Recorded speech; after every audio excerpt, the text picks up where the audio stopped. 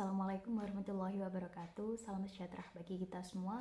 Saya Ilahmatul Maulida, NIM 22010 644097, kelas PGSD 2022J.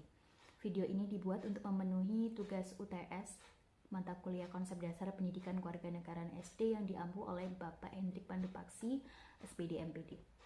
Dalam UTS kali ini sudah diberikan 5 pertanyaan esai. Yang pertama, sesungguhnya Tuhan itu esa, satu atau tunggal, namun tiap-tiap agama atau kepercayaan mempunyai Tuhannya sendiri-sendiri. Jika ini dikumpulkan, maka akan kita dapatkan jumlah Tuhan yang sama atau bahkan lebih banyak daripada jumlah agama atau kepercayaan.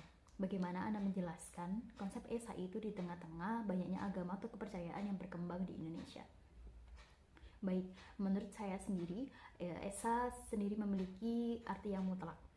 Dan menurut apa yang saya pahami, negara Indonesia adalah negara yang meyakini adanya Tuhan.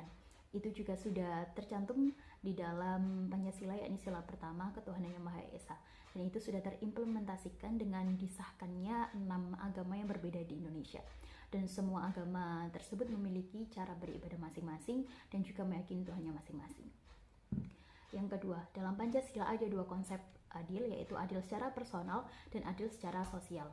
Bagaimana cara membedakan penerapan 2 konsep tersebut?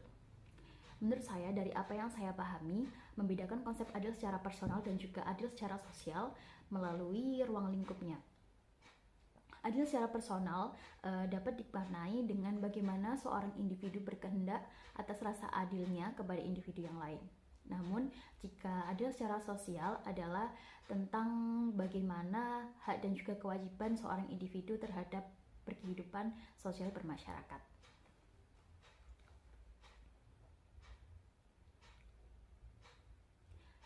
Dan yang ketiga adalah jika diberikan pilihan bertengkar atau bersatu, hampir semua orang menginginkan bersatu. Namun dalam kehidupan selalu saja ada hal yang dapat menyebabkan perpecahan. Berikan 3 contoh mengapa kita harus bersatu dan berikan 3 contoh mengapa kita harus bersatu dan menghindari perpecahan. 3 contoh yang akan saya paparkan di sini. Yang pertama adalah menjaga integritas. Indonesia memiliki wilayah yang terpisah oleh lautan yang cukup luas dan juga terdiri dari hampir 17.000 pulau yang tersebar di seluruh penjuru Nusantara. Dengan berbagai suku, budaya, bahasa, dan juga agama yang berbeda, dengan persatuanlah yang dapat menjaga integritas tersebut. Dan yang kedua adalah mengamalkan nilai-nilai Pancasila. Sudah tercantum dalam sila ketiga, yakni Persatuan Indonesia, yang berarti negara kita merupakan negara yang berdasarkan dengan kesatuan. Hendaknya persatuan bukan lagi suatu pilihan, namun suatu keharusan. Dengan itu, dengan menjaga persatuan, kita secara langsung juga mengamalkan nilai-nilai Pancasila tersebut. Dan yang ketiga adalah mencapai tujuan bangsa. Sebuah bangsa pasti memiliki tujuan, dan tujuan bangsa Indonesia sendiri sudah tercantum dalam pembukaan Undang-Undang Dasar 1945 pada alinea keempat, yang berbunyi melindungi segenap bangsa Indonesia dan seluruh tumpah darah Indonesia, memajukan kesejahteraan umum, mencerdaskan kehidupan bangsa, dan ikut melaksanakan ketertiban dunia berdasarkan kemerdekaan, perdamaian abadi, dan juga keadilan sosial. Dan untuk mencapai tujuan itu, bersatu merupakan suatu hal yang penting. Tanpa adanya persatuan, maka tujuan tersebut mustahil untuk dicapai. Dan pertanyaan yang keempat adalah, Pancasila keempat menuntun kita untuk mengambil jalan musyawarah mufakat atau melalui perwakilan dalam mengambil keputusan saat ada permasalahan. Namun dalam kasus pemilu di Indonesia, semua dilakukan melalui mekanisme pemungutan suara secara voting. Mengapa demikian? Menurut pandangan saya pribadi, Indonesia adalah negara yang plural dengan segala bentuk keanekaragaman yang berbeda dan juga sumber daya manusianya yang berbeda-beda dan pola pikir yang berbeda-beda juga. Jika pemilu dilaksanakan secara musyawarah, maka ditakutkan akan terjadi kericuan. Karena dalam perihal politik, semua golongan akan mengusahakan dan juga menghalalkan segala cara agar calon yang diusung dapat memenangkan jabatan yang ingin dicapai. Begitu.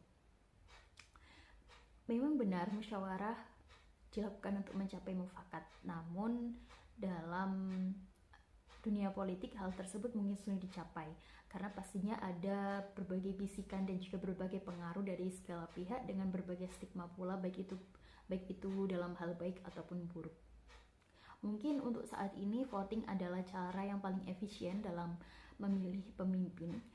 Bukan hanya caranya praktis dan juga cepat, namun demi meminimalisir kericuan tersebut. Namun juga tidak menuntut kemungkinan voting juga dapat dimanipulasi oleh golongan atas. Yang kelima adalah penerapan nilai-nilai Pancasila bukan hanya untuk pejabat saja, namun semua warga Indonesia berhak dan wajib menerapkan nilai-nilai Pancasila, termasuk pula di sekolah dasar. Berikan 3 contoh dan jelaskan aktivitas pembelajaran di SD yang mengandung nilai-nilai Pancasila. Baik, yang pertama adalah menjalankan ibadah sesuai agama yang diyakini masing-masing. Sejak SD sudah diajarkan dan juga dilatih untuk menjalankan ibadah seperti sholat dan juga mengaji. Dalam prakteknya, peserta didik diajak untuk membaca doa-doa pendek, sholat-sholat pendek, dan juga mengaji. Dan pada proses selanjutnya, peserta didik diajak untuk sholat, sesederhana sholat duha dan juga sholat duhur. Dan yang kedua adalah tidak melakukan hal-hal yang memicu pertengkaran.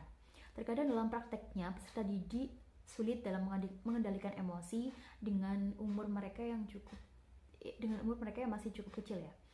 Namun sebagai tenaga pendidik pastinya akan selalu mengusahakan untuk menanamkan rasa saling menghormati dan juga menghindari hal-hal yang memicu pertikaian atau kerusuhan. Dan yang ketiga adalah musyawarah dalam menentukan jadwal piket. Musyawarah dalam menentukan jadwal piket ini sudah menjadi bagian ya dari kegiatan yang ada dalam kelas, khususnya di sekolah dasar. Hal tersebut sederhana, namun banyak yang menganggap tidak penting. Justru musyawarah kecil seperti itu yang akan menanamkan nilai-nilai Pancasila dalam diri peserta didik. Dan juga musyawarah tersebut sudah mengimplementasikan kita dalam menanamkan nilai-nilai Pancasila dalam sehari-hari. Sekian yang dapat saya sampaikan. Bila ada salah kata, saya mohon maaf ya sebesar-besarnya. Saya akhiri. Wassalamualaikum warahmatullahi wabarakatuh.